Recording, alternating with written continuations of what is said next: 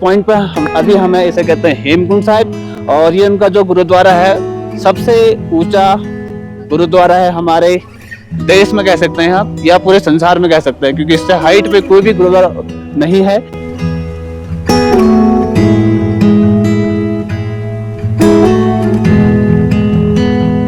तो दोस्तों सुबह हो चुकी है, सुबह के बज चुके हैं 5:15, 5:17 हो गया टाइम। दलीम भाई देख रहे हैं कि वेदर कैसा रहेगा, क्योंकि अभी बाहर हो रही है बारिश और टेम्परेचर चल रहा है अभी -3 है ना, -3 मैक्सिमम जाएगा 6 तक दिन, 6 नॉर्मल 6 ओके ठीक हो जाएगा। मतलब अभी माइनस में है फिलहाल। बर्फ बाहर हो रही है बारिश, हल्का बंद से तो बर्फ हल्का हल्का है, अंधेरा है, बाहर हो रही है बारिश बंद से तो अब तो अभी निकलते हैं। बारिश बंद तो क्या ही होगी, रेनकोट पहनता और टेंट हटाता है। धुंधार वैली जहाँ पर हमने टेंट लगाया था उससे आगे 400 मीटर की समथिंग मार्केट पड़ती है, छोटी सी एक। अभी बारिश हो रही है तो हम सोच रहे हैं कि हम अभी चले जाते हैं हेमकुंड साहिब, क्योंकि वैली ऑफ फ्लावर में कुछ दिखेगा नहीं, विजिबिलिटी बिल्कुल लो है।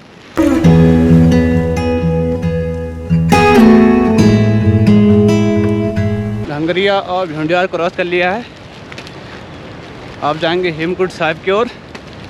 कितना पड़ेगा, 6 किलोमीटर। हाँ जी, ऐसा रास्ता है, खड़ी चढ़ाई बिल्कुल। आज बहुत जैसे कि हम पर सामान नहीं थी, हम खाली खाली सो आज ठीक लग रहा है चलने में थोड़ा आज, क्योंकि बैग नहीं है, सामान बिल्कुल नहीं है।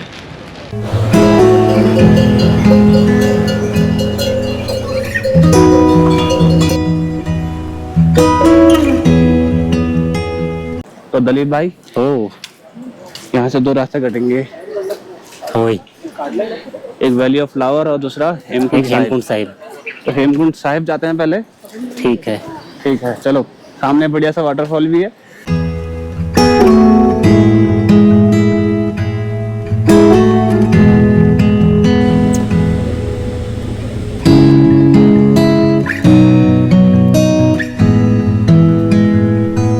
तो दलीप हो घंगरिया भाई यहाँ तक कत हम 2 किलोमीटर 2.5 किलोमीटर आएगा, स्टार्ट हो गई टाइम 1.5 घंटे लगा मुझे, फिर 1 घंटा लगेगा 2 किलोमीटर। अब तो पूरा हॉल हो गया अपन। अरे क्या बहुत अच्छे हो गए हम, काफी हाइट पर है ना, ये बहुत है सीट पर 4 किलोमीटर से आए बल। अंकल जगह का नाम क्या है यहाँ का? अटला कोड़ी। अटला कोड़ी पे दलीप भाई और रोटी वोटी खाते हैं यार, भूख लग गई है। ओके 2 प्लेट में डिवाइड करा दी है मैगी, धन्यवाद आपका बहुत बहुत। लो गुरु, मजा आ रहा है सेंटर प्लेस छोड़ के। दलीप भाई। हाँ थोड़ी सी बर्फ है इस साइड ना। हाँ, ये रोल में इकट्ठा हुए ना सभी, अभी भी ऐसे ही है।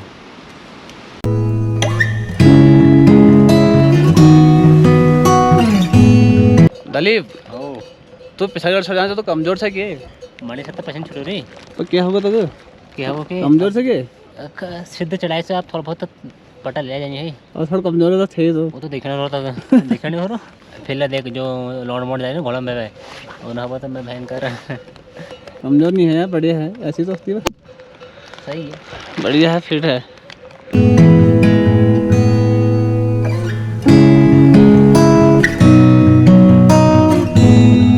तो भैया यहाँ से हैं 2 रूट, एक जाता है तिरछा जैसा अभी तक हम फॉलो करते हुए आ रहे हैं, वो जाता है 1.5 किलोमीटर के समथिंग, और ये है पूरा सीढ़ियों वाला रास्ता 1 किलोमीटर का कंटिन्यू। 1 किलोमीटर की सीढ़ियाँ चढ़नी पड़ेंगी कंटिन्यू, और ये सीढ़ी आपको पूरे हेमकुंड तक चढ़नी है 1 किलोमीटर की। आगे गुरु ओए ठीक हो, ओए चलें फिर। चलो।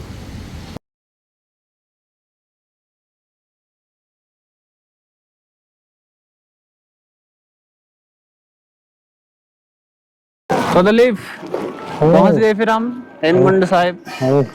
तो फ्रेंड्स हम लोग पहुंच चुके हैं हेमकुंड।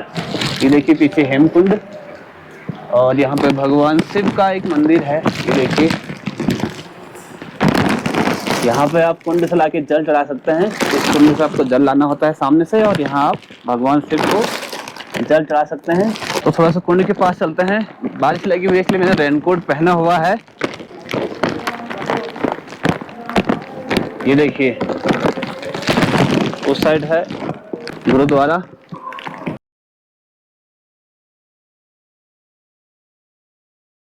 तो फ्रेंड्स हम लोग पहुंच चुके हैं हेमकुंड साहिब और मेरे बगल में जस्ट आप देख रहे होंगे एक कुंड है या झील कह सकते हैं। और जब यहाँ पे बर्फ़ पड़ती है उस समय ये पूरा जमा रहता है। अभी भी यहाँ का जो टेम्परेचर है -4 या 5 तो होगा ही। और जो ये पॉइंट है ये सिखों का जो एक गुरुद्वारा आता है उसके लिए समर्पित है बेसिकली।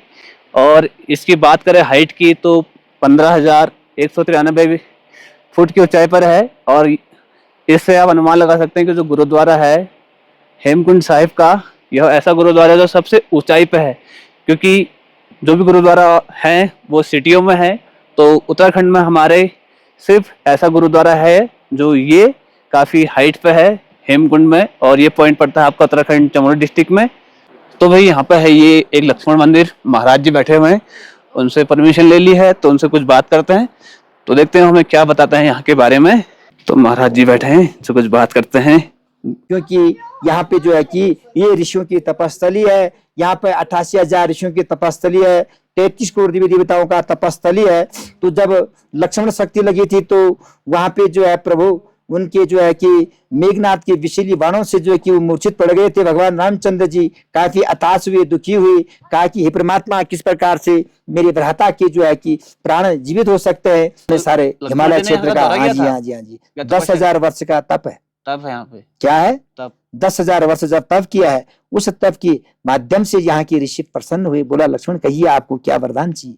बोला परमात्मा मैं तो साक्षात मुझे शेष अवतार है, विष्णु अवतार है, मगर मेरा यही कि जन कल्याण और लोक कल्याण, इसलिए लोकपाल नाम से विख्यात है।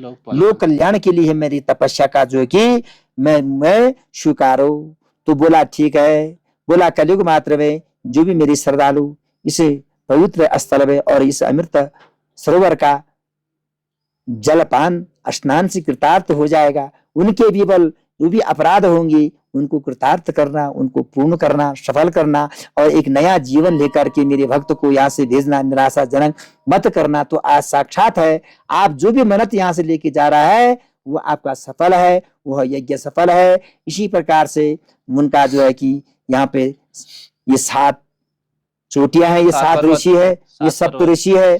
हाँ जी हाँ जी, आज भी चिरजीवी है, स्वथामा, बद्री व्यास, हनुमान जी कृपाचार्य, हनुमान जी, विभीषण जी कृपाचार्य जी सारे विराजमान है। उन्हीं का आशीर्वाद से कुंड का निर्माण कैसा हुआ? हाँ, तो ये यही तप के माध्यम से हुआ। तो गुरु गोविंद महाराज जी जब यहाँ पहुंचे, उन्होंने देखा कि साक्षात विष्णु प्रतिमा है, ये कोई तपस्वी है। तो देखा कि पत्थरों पे लिखा रहता था पहले। बोला ये लक्ष्मण महाराज जी हैं।